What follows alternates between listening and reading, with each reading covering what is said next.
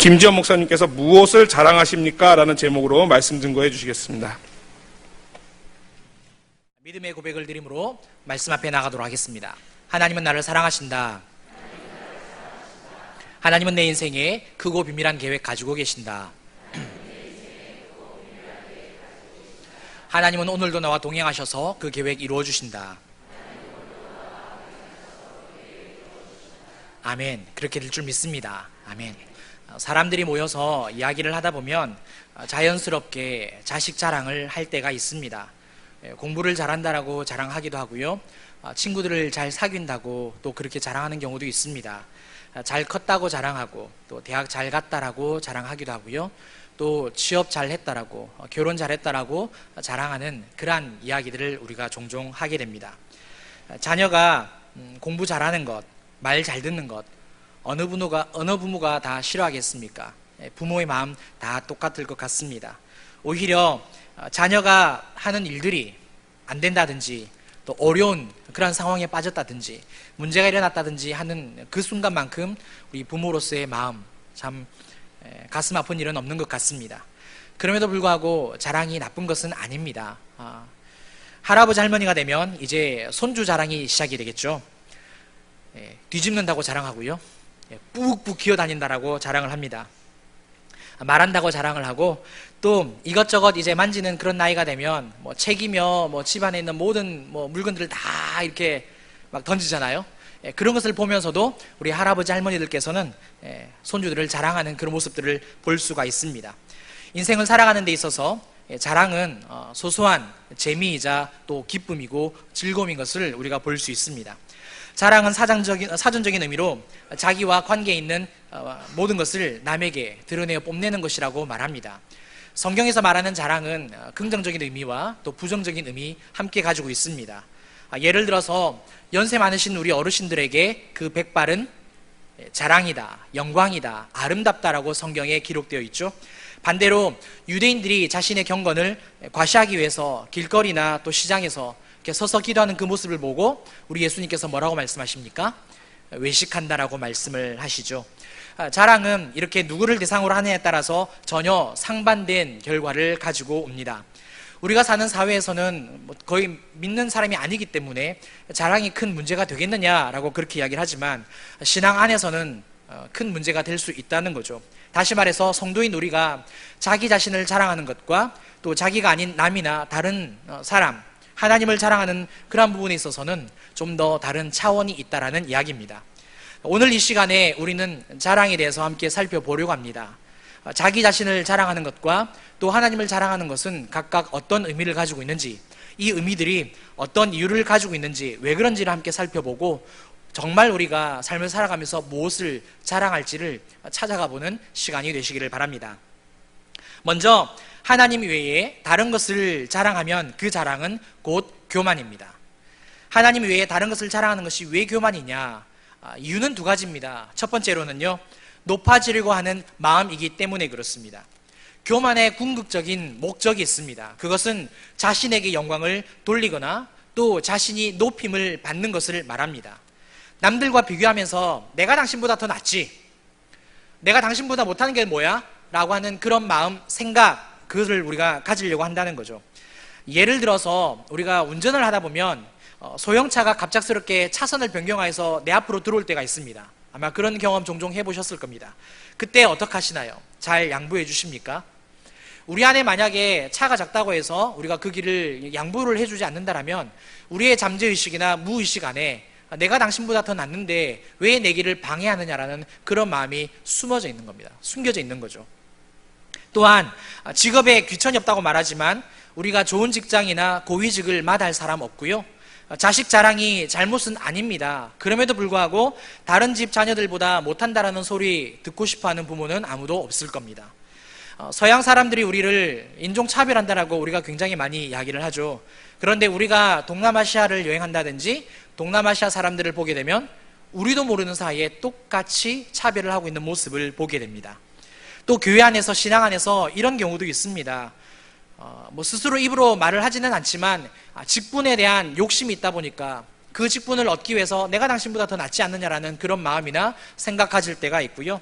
심지어 직분이 감투가 아님에도 불구하고 거기에 걸맞는 대접을 해드리지 못할 때, 대접을 받지 못할 때 굉장히 불편해하는 그러한 모습들도 우리가 볼 수 있습니다. 그렇게 자신을 높이면서 교만에 빠지는 모습들이 드러나고 있습니다. 하나님께서 이 사실을 오늘 이 본문을 통하여서 우리에게 잘 말씀하여 주시는데, 예레미야 9장 23절 말씀입니다. 여호와께서 이와 같이 말씀하시되 지혜로운 자는 그의 지혜를 자랑하지 말라, 용사는 그의 용명을 자랑하지 말라, 부자는 그의 부함을 자랑하지 말라 라고 말씀합니다. 지혜로운 자에게는 그가 가지고 있는 지혜를 자랑하지 말고, 용사는 그의 용명이나 힘, 능력, 실력, 재능 등을 자랑하지 말고, 부자는 그가 가지고 있는 돈이나 부자의 상태를 자랑하지 말라라고 이야기를 합니다. 이 구절에서 자랑은 히브리어로 할랄이라고 이야기합니다. 할랄이라는 단어는 우리가 찬양할 때 할렐루야 많이 들어보셨죠, 그죠? 또 쓰시고요. 같은 뜻을 가지고 있습니다. 칭찬하다, 영광을 돌리다, 그리고 죄경으로 쓸 때는 과시하다라는 그런 뜻도 함께 가지고 있습니다. 따라서 오늘 이 말씀에 자랑하지 말라라는 이 말씀은 자신이 가진 것으로 칭찬을 받거나 또 영광을 받지 말라, 과시하지 말라, 정말 이렇게 너무 과대포장하지 말라라는 그러한 의미를 가지고 있습니다. 우리가 삶을 살아가면서 종종 착각하는 부분들이 있습니다. 그게 뭐냐면 늘 삶을 살아가는데 수고하고 노력하는 인생이 우리네 인생입니다. 그러다 보니까 우리가 소유한 것, 우리가 얻은 것, 그리고 지금 이 자리까지 올 수 있었던 그 모든 것을 우리 것으로 여기는 경우가 굉장히 많이 있죠. 틀린 말은 아닙니다. 공부를 열심히 해서 지식이 생기잖아요. 또 많은 사람들을 만나면서 책을 읽으면서 인생의 많은 다양한 경험들을 하면서 우리가 지혜를 쌓아갑니다. 뿐만 아닙니다. 열심히 노력하다 보니까 능력도 생기고요, 실력도 생기게 되는 겁니다. 공부에도 그런 부분이 있고 돈을 버는 부분에 있어서도 정말 누구보다 남 못지않게 열심히 일을 하다 보니까 돈 버는 방법도 알게 되는 거죠. 또 그러다 보니까 재력도 생기게 되는 거고요. 그러나 우리가 아무리 수고한다 한들 하나님께서 그 모든 것들을 허락해 주시지 않는다라면 우리는 그 어느 것도 가질 수 없다라는 사실입니다. 다른 예를 들어서 우리가 아무리 하나님 앞에서 간절하게 기도를 한다 할지라도, 아니 40일을 금식하며 기도한다 할지라도 하나님께서 그 기도의 제목에 응답하시지 않겠다라고 말씀하시면 받을 수 없는 거겠죠. 그런 원리입니다. 무엇을 의미하느냐? 모든 인생의 주인은 하나님이시고요, 또 하나님께서 모든 주권을 가지고 다스리시고 계신다라는 의미입니다. 따라서 지금 이 자리에, 이 위치에 있는 우리가 비록 수고하고 노력하여서 얻은 것이기도 하지만 하나님께서 궁극적으로 은혜 가운데 허락해 주셨기 때문에 지금 내가 입을 수 있는 거고, 정말 먹을 수 있는 거고, 말할 수 있는 거고, 일할 수 있다라는 겁니다. 모든 것이 하나님께서 주셨기 때문에 지금 이 자리에 있는 것이지 100% 내가 노력하여서 얻었다라고 말하는 것은 하나님 앞에서 교만이라고 오늘 이 말씀이 우리에게 가르쳐주고 있습니다. 이사야서 39장 말씀을 보시면 히스기야가 등장합니다. 이 히스기야가 병이 들었다가 나음을 입지요. 그래서 바벨론 사신들이 찾아옵니다. 그들을 영접해 주고요, 환대해 줍니다. 그런 가운데서 히스기야는 이 바벨론 사신들에게 보물창고도 보여주고 무기고도 보여줍니다. 그리고 궁중의 모든 소유를 다 보여주는 그러한 일들을 합니다. 이 사건 이후에 하나님께서 이사야 선지자를 히스기야 왕에게 보내죠. 그리고 전달해주는 메시지가 어떤 메시지냐? 책망의 메시지, 심판의 메시지입니다. 말씀에 이렇게 기록되어 있어요. 모든 소유를 다 빼앗길 것이다. 그리고 너의 왕의 후손들이 나중에 포로로 끌려갈 것이다. 간단하게 말해서 남유다가 멸망할 것이다 라는 그러한 메시지를 전해줍니다. 사랑하는 성도 여러분, 한번 생각해 보셨으면 좋겠습니다. 여러분들에게 가정에 혹시 누가 손님이 오면 거실 보여드리시죠? 장식장이며 집에 있는 것이며 다 보여드리지 않습니까? 심지어 차를 대접하더라도 찻잔 보여드리잖아요. 이사하면 이사는 집이 이렇다라고 또 이렇게 다 보여드리지 않습니까? 우리 교회에 손님들이 오면 우리 목사님들이나 또 우리 성도님들이 본당도 보여드리고 새가족실도 보여드리고, 또 새가족이 찾아오면 4층도 5층도 드림트리까지 다 소개해드립니다. 다 보여드리고요, 다 말씀드립니다. 히스기야로 한번 돌아가 보겠습니다. 히스기야는 그러면 뭘 잘못했을까요? 다른 나라에서 손님이 왔는데 궁중도 보여주고 좀 우리나라 무기도 있다라는 거 보여주고, 그게 뭐가 잘못됐을까요? 그런데 하나님이 그게 잘못됐다라고 말씀하시는데 심지어 죄다라고, 어마어마한 심판이 임한다라고 그렇게 말씀을 하시죠. 왜 그럴까요? 자랑하는 것 자체가 문제가 된다는 말씀 안 드렸습니다. 그런데 그 자랑하는 가운데 뭐가 숨겨져 있다고요? 자기 자신을 높이는 그 교만함요, 그 마음요. 히스기야가 그것을 이야기하면서 보여주면서 어떤 마음을 가졌느냐, 내가 이 나라의 왕으로서 이 모든 것을 다 이루었다라는 그러한 자기 과시, 자기 자신을 높이 올리는 그러한 마음을 가지고 있었던 것이었습니다. 우리가 그 이전 이사야서 37장이나 38장을 보시면 아수르가 남유다를 침공합니다. 그런데 잘 알고 있듯이 아수르가 물러가죠. 누가 그 공격을 막아주셨습니까? 하나님요. 그리고 38장에 히스기야가 병듭니다. 죽을 병에 걸리죠. 그런데 히스기야가 정말 하나님 앞에 처절하게 울부짖으며 통곡하며 기도합니다. 하나님께서 들어주시죠. 15년의 수명을 연장시켜 주십니다. 근데 잘 기억하셨으면 좋겠습니다. 하나님께서 허락하셨기 때문에 생명이 연장이 된 거고, 하나님께서 막아주셨기 때문에 아수르가 다시 돌아간 겁니다. 하나님께서 모든 것을 다 쥐고 계신다라는 거죠. 그런데 히스기야는 자기 자신이 모든 것을 다 이루은 것이냐? 그렇게 바벨론 사신들에게 자랑했다라는 이야기고요, 자신을 높였다라는 이야기입니다. 그것이 바로 교만에 빠진 거죠. 사랑하는 성도 여러분, 우리는 하나님의 은혜로 지금 가지고 있는, 또 누리고 있는 이 모든 것을 받았습니다. 100% 우리의 노력으로 다 된 것 아니죠. 아마 다 알고 계실 겁니다. 중요한 것은 이것을 깨닫지 못한다라면 우리도 모르는 사이에 히스기야와 같이 나를 드러내고 내가 높아지려는 그 마음이 항상 들어온다는 거죠. 그 빈자리에. 그러면 어떻게 해야 될까요? 자랑하는 것은 맞는 것 같는데 그 마음이 안 들려면, 네, 우리가 지금까지 살아오면서 생각해 보십시오. 그런 마음 정말 안 들던가요? 나도 모르는 사이에 대화를 하다 보면 좀 이렇게 뻥튀기도 하고 싶고 좀 더 낫다라는 것을 막 드러내고 싶은 그런 마음, 그런 말, 행동 나오지 않던가요? 그러면 어떻게 그 모든 것들을 다 잠재울 수 있을까요? 바로 자랑이 아니라 감사하면 되는 겁니다. 감사하면 되는 거예요. 제가 설명을 드려보겠습니다. 자랑은 자신을 높이는 겁니다. 그런데 감사를 하게 되면 내가 낮아집니다. 자랑은 은혜를 다 지워버립니다. 내가 높아지니까요. 그런데 감사를 하게 되면 내가 몰랐던 것도 깨닫는 은혜가 함께 주어집니다. 그러니까 은혜가 계속해서 새로워지는 거죠. 한번 생각해 보십시오. 자랑하면 나밖에 안 보이잖아요.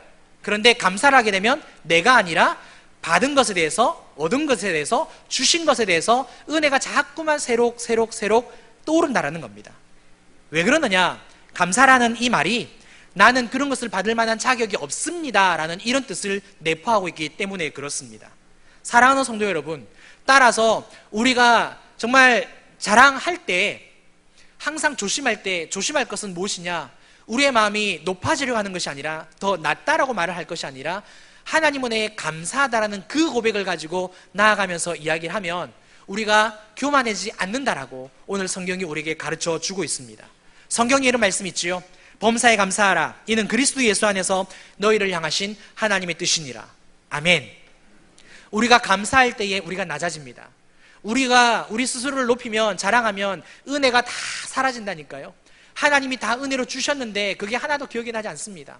이것을 반드시 기억하시고, 그렇구나, 은혜가 계속해서 새로워지려면 내가 감사해야 되는구나, 이 고백 가지시고 날마다 자랑이 아니라 나를 높이지 아니하고 감사하는 저와 여러분들 되시기를 바랍니다. 하나님 외에 다른 것을 자랑하는 것이 왜 교만이냐? 두 번째 이유는요, 바로 신뢰의 문제이기 때문에 그렇습니다. 신뢰입니다. 신뢰라는 말은 곧 그 대상을 의지한다라는 그런 뜻을 가지고 있죠. 우리가 자녀를 학원에 보냈는데 만약에 성적이 오르게 되면 우리도 모르는 사이에 그 학원의 홍보 대사가 됩니다. 그렇죠? 예. 기대했던 그 성적이 오르게 되면 그 학원 강사를 신뢰하게 되고 또 그 학원을 믿게 되겠죠. 그러다 보면 의지하게 됩니다. 그리고 만나는 사람들마다 소개해 주시죠. 그 학원 좋다라고, 꼭 보내보라고, 그 학원 선생님 만나보라고 반드시 우리가 소개를 해줄 겁니다. 또 이런 경우도 있습니다. 안 아파본 사람 없을 겁니다. 분명히 약을 먹는데 이 질병이 이 약이 나을 것 같아요. 그런데 아무리 먹어도 안 나으면 어떻습니까? 속상하죠. 다른 사람이 가르쳐준 약을 딱 먹었는데 그 약이 딱 나으면, 그때부터 그 질병에는 그 약만 먹는 것 아시죠? 또 우리가 아프다가 뭐 관절이나 어디 부분이나 이렇게 아프다가 정말 병원을 찾아다니는데 안 나아요. 근데 또 다른 누군가가 딱 소개를 시켜줬는데 나았으면 어떡합니까? 그때부터는 그 병원입니다. 그 질병이 아니어도 오로지 그 병원만 가게 되고 또 그 의사 선생님을 아마 소개해 주는데 우리가 굉장히 바쁠 겁니다. 뭘 의미하는지 아실 겁니다. 우리가 그렇게 힘들고 어려울 때에 아니면 무언가를 기대할 때에 신뢰하는 그런 대상이 있다라는 거죠. 만족감을 얻을 때 그 결과를 가질 때요. 그러다 보니까 우리가 자녀의 진로에 대해서는 정말 기도하지 않게 되는 거죠. 아니, 기도를 하긴 합니다. 또 우리가 아플 때 그 약을 찾습니다. 그 병원 갑니다. 기도합니다. 그런데 문제가 있습니다. 하나님을 먼저 찾아야 하는데 자녀의 문제든 건강의 문제든 그게 사람의 문제든 관계의 문제든 하나님을 먼저 찾고 하나님 앞에 간절하게 엎드려 기도하는 것이 우선순위일 텐데 그게 두 번째가 되는 거죠. 익숙했던 약을 먼저 찾는 거고요. 익숙했던 그 학원을 먼저 찾는 거고 그때 만족감을 얻었던 그 무언가를 먼저 찾는 우리네 본성과 우리네 그 마음과 행동을 보게 된다는 겁니다. 그 언제에 붙어 있는가? 그 자리에 하나님이 밀려나 있는 것을 보게 되는 거죠. 성경에서 이게 교만이라고 이야기하는 겁니다. 다시 한번 예레미야 9장 23절 말씀 우리 다 함께 한번 읽어보시겠습니다. 시작. 여호와께서 이와 같이 말씀하시되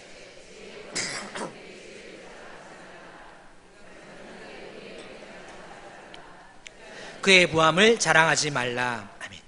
당시 하나님께서 이 말씀을 하실 때에는 성전을 파괴하고 또 이스라엘을 심판하실 것이다라는 말씀을 확정하셨습니다. 그리고 이 23절 이전 말씀을 보시면 그 단락에 애곡하는 사람들을 불러다가 이스라엘 백성들에게 우는 방법을 좀 가르쳐 주라라는 그런 말씀도 나옵니다. 한번 생각해 보셨으면 좋겠습니다. 왜 우는 방법까지 가르쳐 주게 하실까? 자, 여러분들에게 한번 이런 말씀 드려볼게요. 혹시 울 줄 모르시는 분, 슬퍼할 줄 모르시는 분 계십니까? 그런데 지금 하나님께서는 이 앞단락에서 뭐라고 말씀하시느냐면 이스라엘이 울 줄 모르고 슬퍼할 줄 모른대요. 애곡할 줄 모른다고 이야기합니다. 그래서 애곡하는 사람들을 불러다가 좀 보내어서 그 방법을 가르쳐 달라고 그렇게 이야기를 하고 있습니다. 한번 생각해 보시죠. 왜 이스라엘은 울어야 할 때에 왜 울지 않을까요?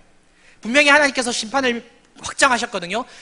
내가 너희를 때릴 것이다 라고 이야기를 했으면 우리가 그 음성을 들으면 그 말씀을 들으면 어떻게 합니까? 하나님 한번 때려 보십시오. 혹시 이러십니까? 아니면 오른쪽 귀로 들었다가 왼쪽 귀로 그냥 흘려보내십니까? 아니죠. 분명 하나님 앞에 돌아설 겁니다. 회개할 겁니다. 잘못했다라고 울고 불며 아마 사정할 겁니다. 용서해 달라고. 그런데 이스라엘은 목이 뻣뻣한 그 상태에서 때려보시라고 그렇게 이야기한다는 거죠. 왜 그럴까요? 그것은 그들이 믿고 있는 그리고 그들이 의지하고 있는 것이 있었기 때문입니다. 그게 무엇이냐? 아까 말씀에 지혜, 힘, 돈입니다. 지혜로운 자, 아무리 환난과 고통과 고난이 찾아온다 할지라도 내가 가지고 있는 지혜로 그 모든 환난을 벗어날 수 있다라는 겁니다. 지혜로 사람 살 수 있는 거고 지혜로 그 환난 다 이겨나갈 수 있다라는 거죠. 힘 가지고 있는 사람, 능력, 재능, 실력 가지고 있는 사람, 그 능력으로 내가 헤쳐나갈 수 있다라고 자신만만한 겁니다. 돈, 그런 이야기도 하죠. 돈이면 다 된다고. 맞는 말이는 어느 정도 맞기는 해요. 돈이 있으면 좋은 병원 가고 돈이 있으면 더 좋은 데 여행하고 돈이 있으면 남들보다 훨씬 더 경제적으로 질적인 삶을 살아냅니다. 그런데 한번 생각해 보십시오. 돈이 정말 우리의 인생에 그 모든 것을 다 허락해 주던가요? 그렇지는 않다는 거죠. 잘 보십시오. 하나님께서 심판하시겠다라고 말씀하셨을 때 지혜와 힘과 능력과 그 돈이 하나님의 심판을 막을 수 있습니까? 다시 말씀드려볼게요. 하나님께서 때리시겠다고 딱 작정을 하시고 다가오시는데 지혜로 막을 수 있는 사람, 돈으로 능력으로 막으실 수 있는 분 계십니까? 하나님이 내가 너희를 축복해 주겠다라고 그렇게 말씀하시는데 하나님 축복하지 말아달라고 막을 수 있는 사람 계십니까? 어느 누가 하나님을 막을 수 있습니까? 그런데 이스라엘 백성들이 어땠다고요? 그 지혜를, 그 힘을, 그 돈을 믿고 신뢰하고 의지하고 있었다라는 겁니다. 이것만큼 나에게 정말 가치 있는 것이 없다라고 그 맹신 가운데 빠졌다라는 거죠. 사무엘하 24장을 보시면 다윗의 인구조사 이야기가 나옵니다. 당시 인구조사는 국가의 군대를 정비하는 일에 있어서 굉장히 필요한 일이고 반드시 해야 하는 일입니다. 또 왕으로서 반드시 해야 하는 일이고요. 왕이 이 일을 하지 않으면 직무유기에 해당되는 거겠죠. 그렇죠? 정치적으로 보았을 때도 다윗이 이 일을 하는 데 있어서 죄가 되는 것은 아닙니다. 그런데 24장을 읽어보시면 하나님께서 다윗이 범죄했다라고 말씀하시고 24장 끝까지 쭉 읽어보시면 정말 이스라엘 백성들이 죽어나가는 그러한 심판을 받게 됩니다. 그러면 궁금한 것이 있어요. 왜 죄가 될까요?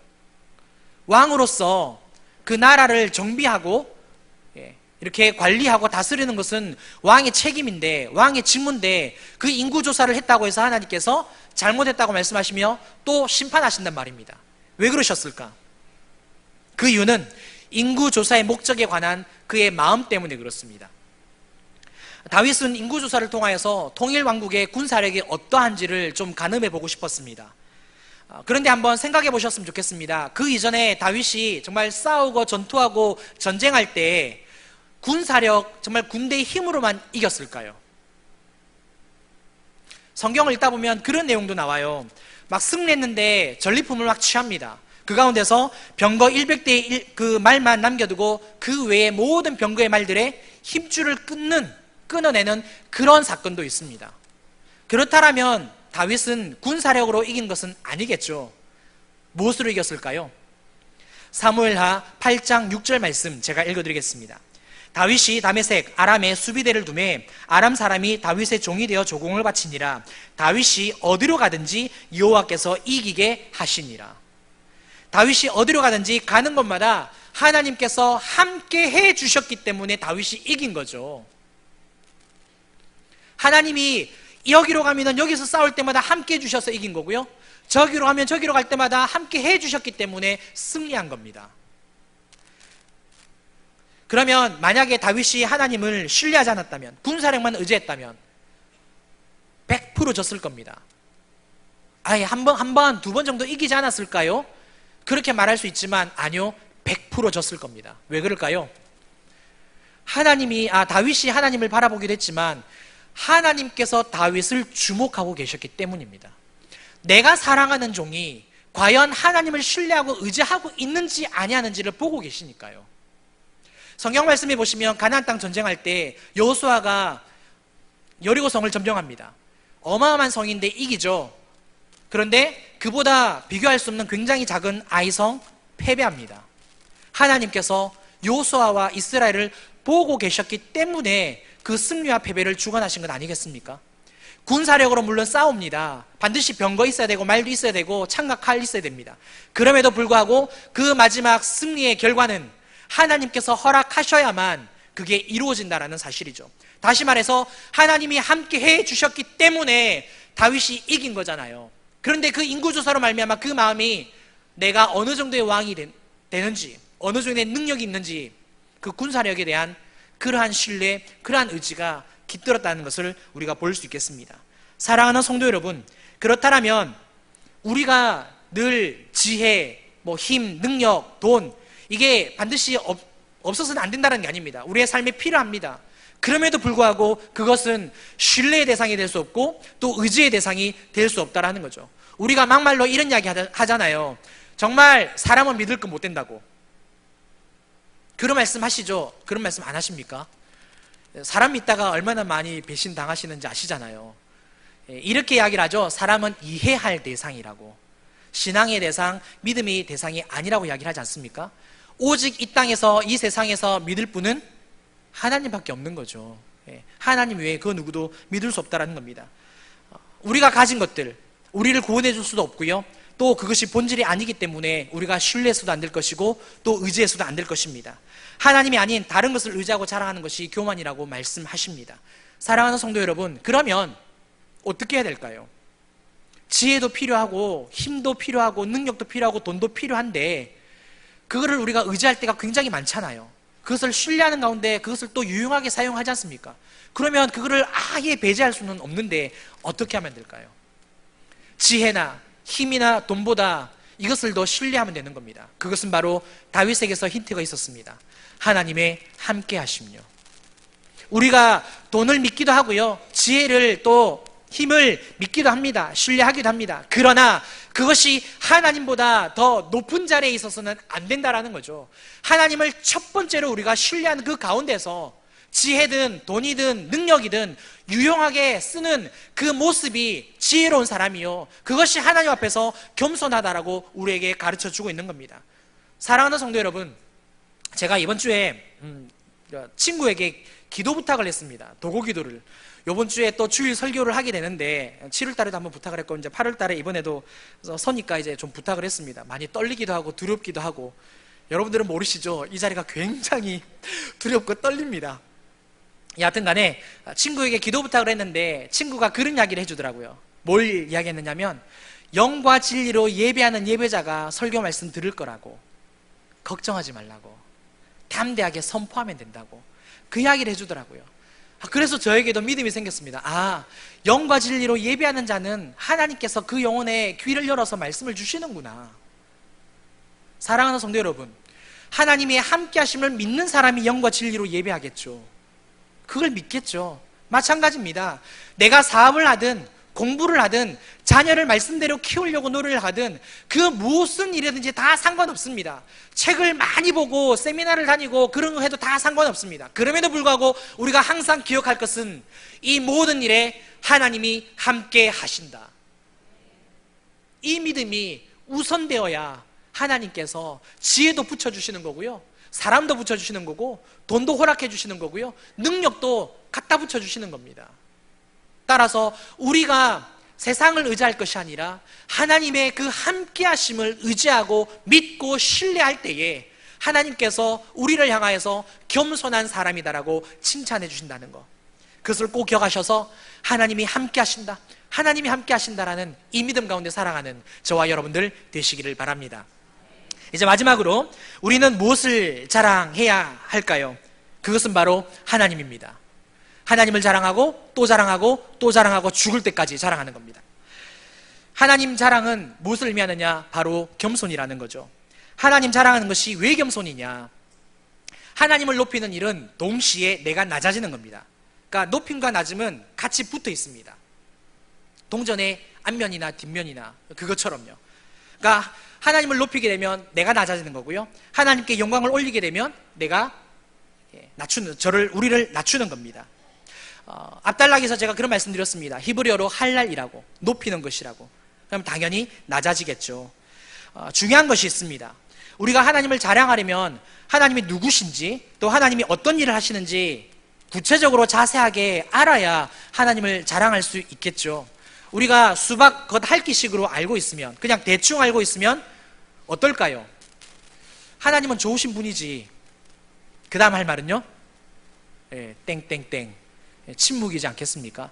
하나님을 구체적으로 만난 사람은 굉장히 많은 이야기 할 겁니다. 하나님이 이런 일을 해주셨다, 저렇게 해주셨다, 이런 기도도 응답해 주셨다, 아마 계속해서 이야기를 할 겁니다. 그런데 하나님을 피상적으로 아는 사람, 그냥 교회만 왔다가 가는 사람, 성경을 읽기는 하는데 정말 그 깊은 은혜를 깨닫지 못한다면 하나님이 어떤 분이신지 우리가 구체적으로 이야기할 수 없다라는 거죠.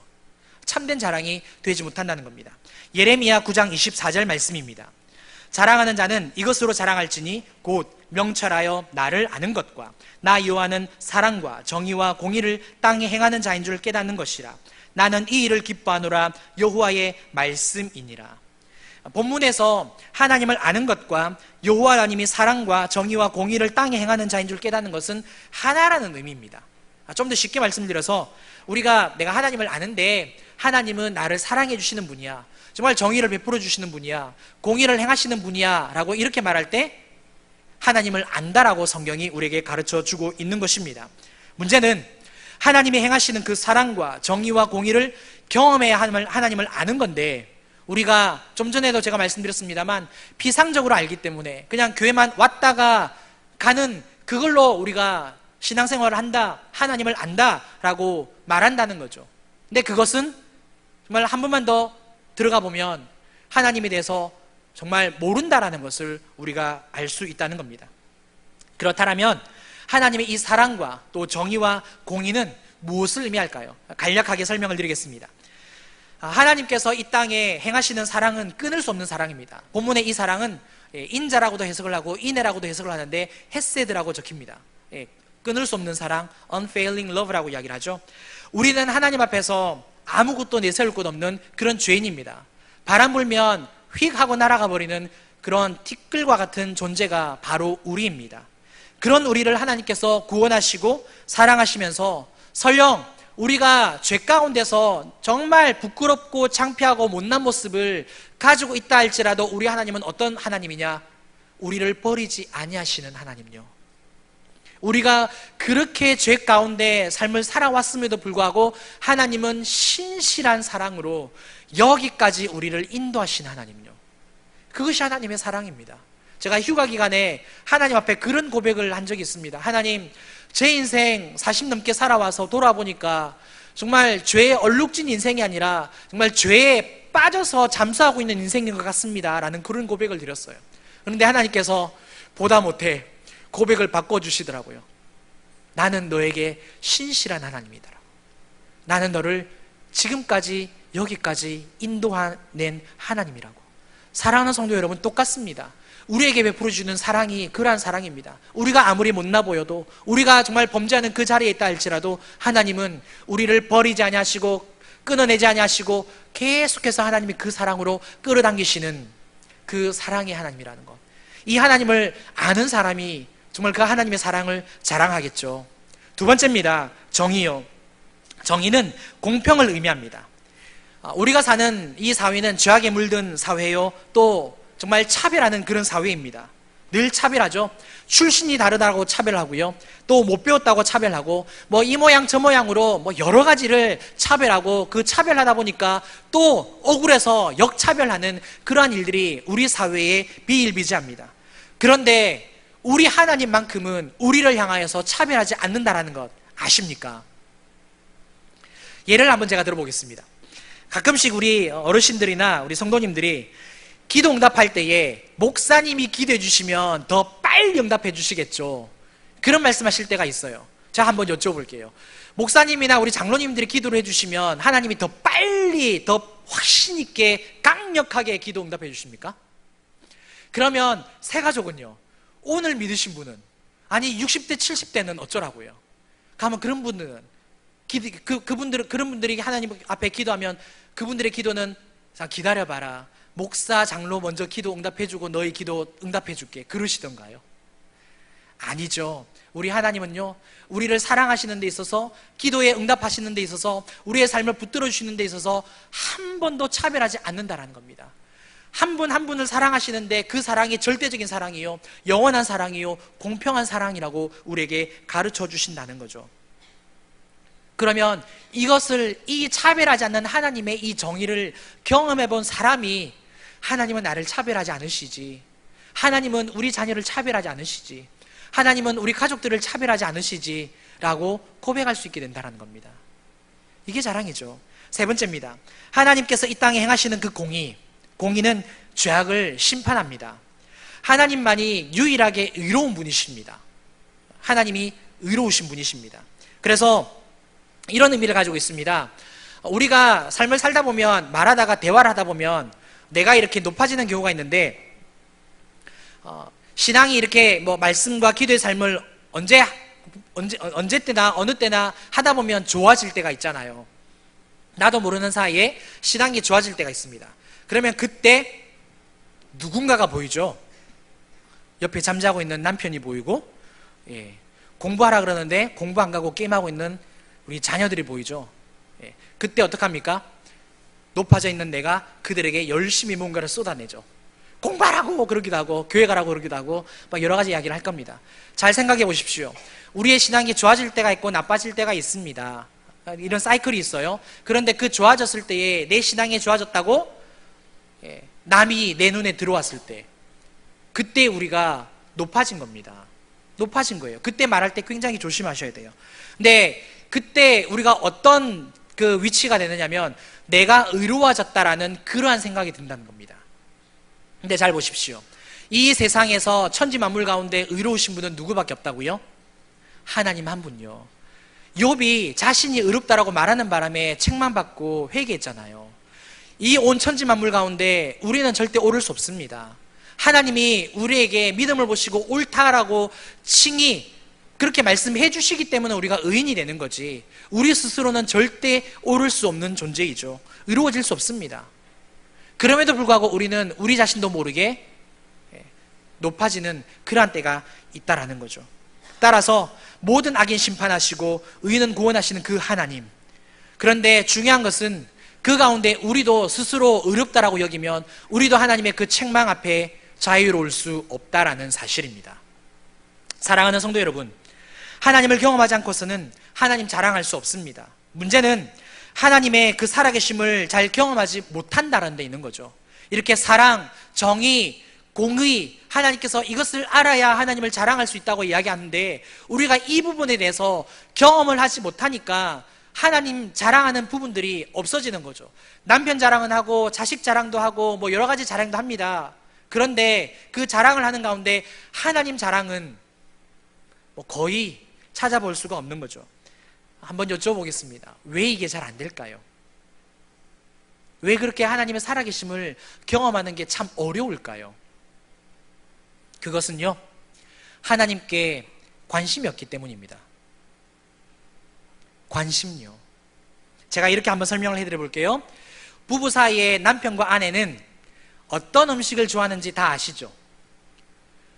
어떤 취미생활 하는지 다 아시고, 어떤 말을 해주면 기분 좋아하는 것 다 아시죠?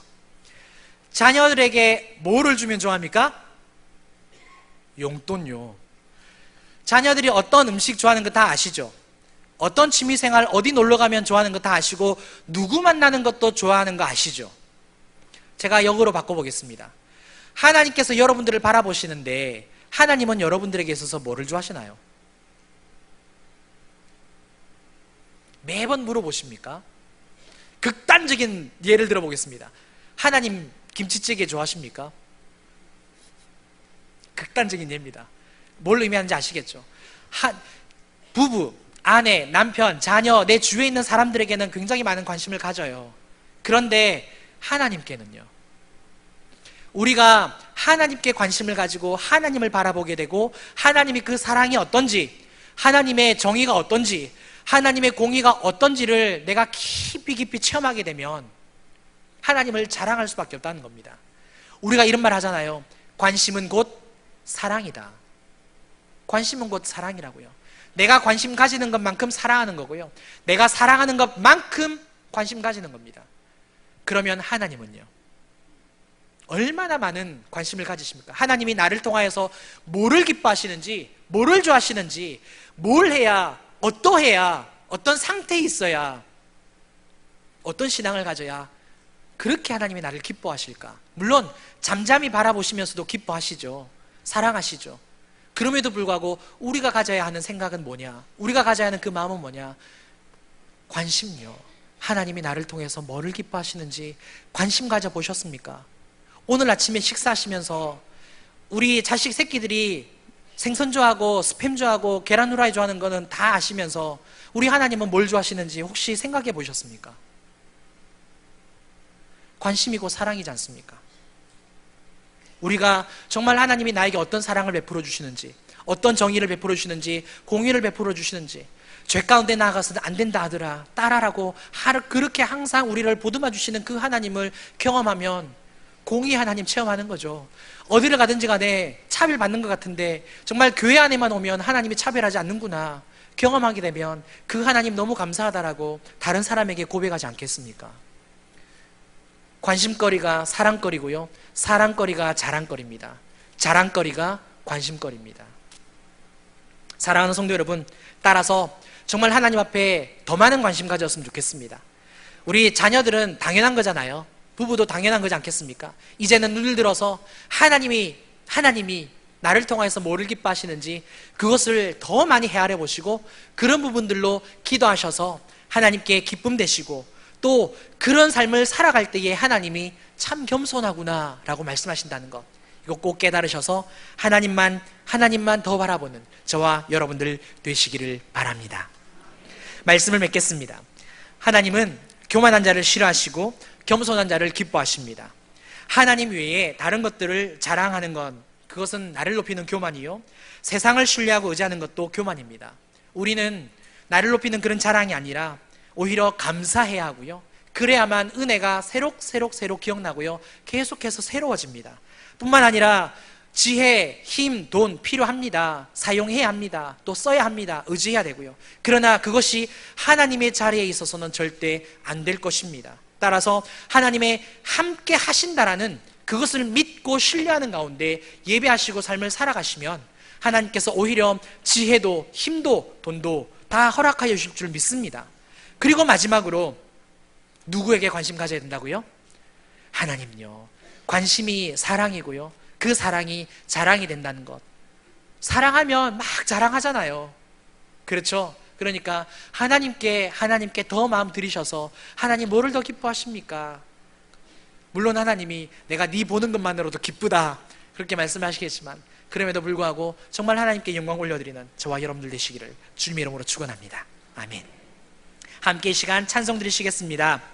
나 주님의 기쁨 되기 원하네 내 마음을 새롭게 하소서. 또 2절에는요 겸손히 내 마음 드립니다 나의 모든 것 받으소서. 이 찬송입니다. 오늘 24절 맨 마지막에 나는 이 일을 기뻐하노라 여호와의 말씀이니라 이렇게 기록하고 있습니다. 성경을 읽다 보면은요 창세기부터 요한계시록까지 하나님이 가장 기뻐하시는 한 사람이 있다라고 말합니다. 그 사람이 어떤 사람인 줄 아십니까? 겸손한 사람이에요. 놀랍습니다. 성경 읽어보면 하나님 앞에 겸손하기 원합니다. 이 마음 가지시고 이 찬송 들으시기를 원합니다.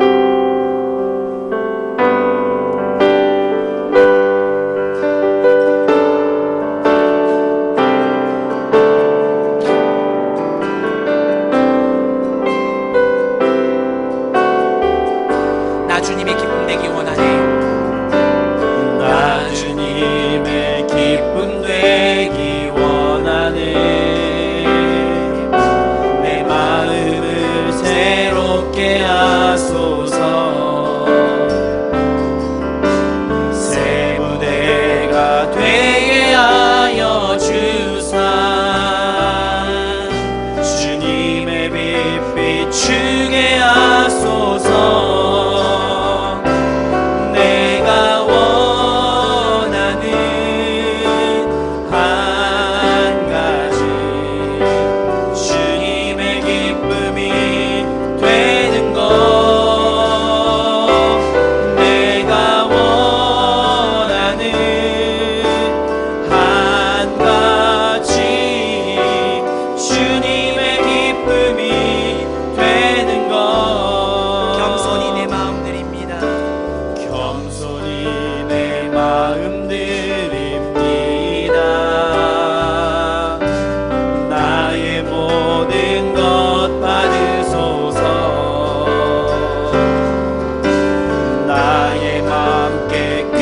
씻어 주사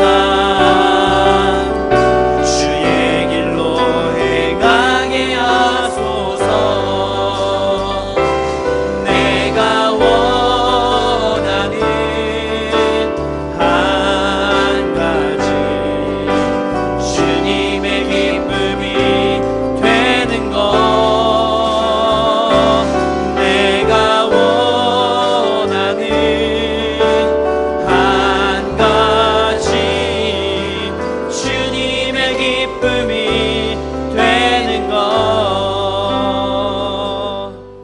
사랑하는 성도 여러분, 함께 이 시간 기도하시겠습니다. 하나님께서 우리에게 원하시는 것은 우리를 높이는 그 마음이 아니라 오히려 주신 은혜에 감사하는 마음이고 또 세상 의지하는 것 아니라 하나님의 그 함께 하심을 믿는 겁니다. 뿐만 아니라 우리가 정말 사랑하는 것이 관심 가지는 것이고 그것이 또 자랑하는 것이라고 말씀하셨습니다.